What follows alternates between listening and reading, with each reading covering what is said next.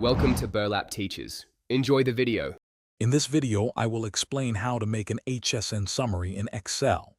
An HSN summary is crucial for tax compliance, helping you categorize goods and services. We will focus on a highly efficient method to aggregate your data, ensuring accuracy and saving significant time.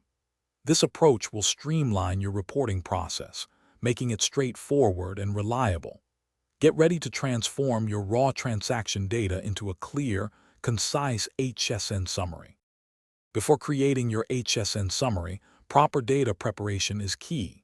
Organize your transaction data in a clean table with distinct headers like HSN code, taxable value, and tax amount.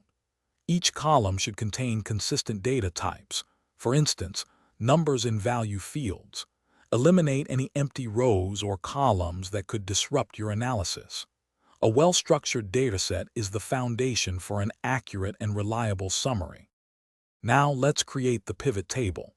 First, select your entire data range, including all column headers. Go to the Insert tab and click Pivot Table, choosing to place it on a new worksheet.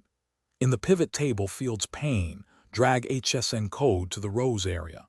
Then, drag taxable value and any tax components like CGST or SGST to the values area. Ensure these value fields are set to sum for aggregation. To finalize your HSN summary, customize the pivot table further.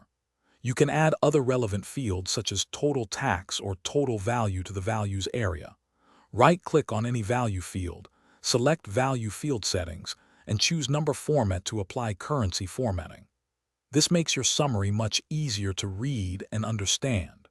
Always review the aggregated data for accuracy before saving your Excel workbook. This ensures your HSN summary is precise and ready for use. Thanks for watching. Consider subscribing if this video helped you.